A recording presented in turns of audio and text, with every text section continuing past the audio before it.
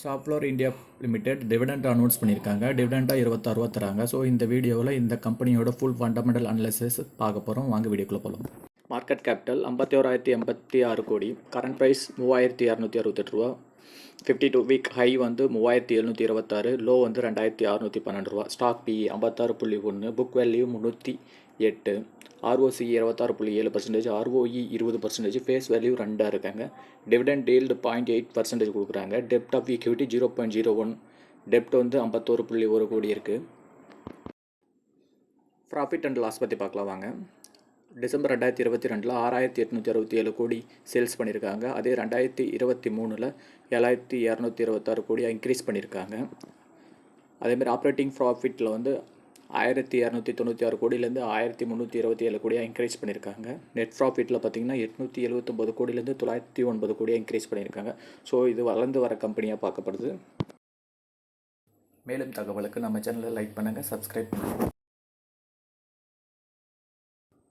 Share holding pattern. Promoters holding 74.13% வச்சுருக்காங்க. FIS 4.36%லேருந்து 4.32% increase பண்ணியிருக்காங்க. DIS 15.68%லேருந்து 15.93% இன்க்ரீஸ் பண்ணியிருக்காங்க. கவர்மெண்ட் எந்த இதுவும் இல்லை.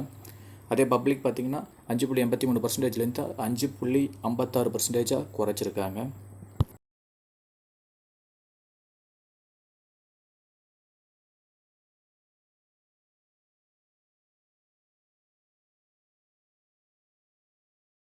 காம்பவுண்டிங் சேல்ஸ் அண்ட் க்ரோத் 10 இயர்ஸுக்கு 18% ரிட்டர்ன் கொடுத்துருக்காங்க. 5 வருஷத்தில் 10% ரிட்டர்ன் கொடுத்துருக்காங்க. 3 வருஷத்தில் 24% ரிட்டர்ன் கொடுத்துருக்காங்க.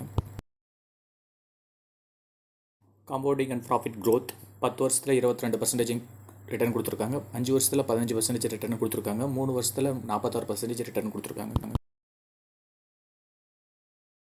ஸ்டாக் ப்ரைஸ் CAGR 10 வருஷத்துக்கு 23% ரிட்டர்ன் கொடுத்துருக்காங்க. 5 வருஷத்தில் 24% ரிட்டர்ன் கொடுத்துருக்காங்க. 3 வருஷத்தில் 46% ரிட்டர்ன் கொடுத்துருக்காங்க. ரிட்டர்ன் ஆன் ஈக்விட்டி 10 வருஷத்தில் 17% கொடுத்துருக்காங்க. 5 வருஷத்தில் 17% ரிட்டர்ன் கொடுத்துருக்காங்க. 3 வருஷத்தில் 20% ரிட்டர்ன் கொடுத்துருக்காங்க. மேலும் தகவலுக்கு நம்ம சேனலை மறக்காமல் சப்ஸ்கிரைப் பண்ணுங்கள், லைக் பண்ணுங்கள்.